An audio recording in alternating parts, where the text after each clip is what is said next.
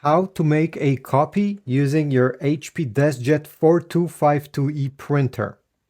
First of all, this printer has two different scanners, a top document feeder, automatic document feeder that can help you make a copy, or a basic scanner. I'll show you how both work. So if you want to use the basic scanner over here, you're going to take your document you wish to make a copy of.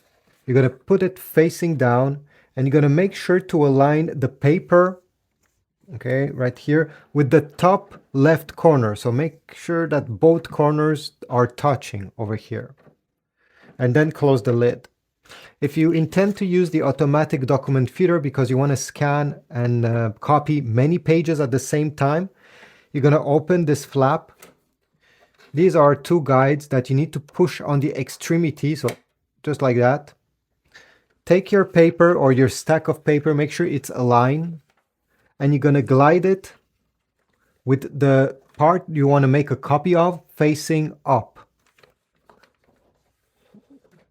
Okay, glide it just like that. Then on the display here, you have the choice to make a copy in color or a copy in black and white, depending what you want. Let's say I want to make a black and white copy. You're going to tap the button appropriated, the number of times you wish to copy. So let's say I want to make 3 copies of that document. Well, I'll press 3 times on the black and white button and I'll see the number 3 flashing here. Okay, I'm pressing 1, 2, and here we go, 3. Release the button, and once it stops flashing, it'll start scanning.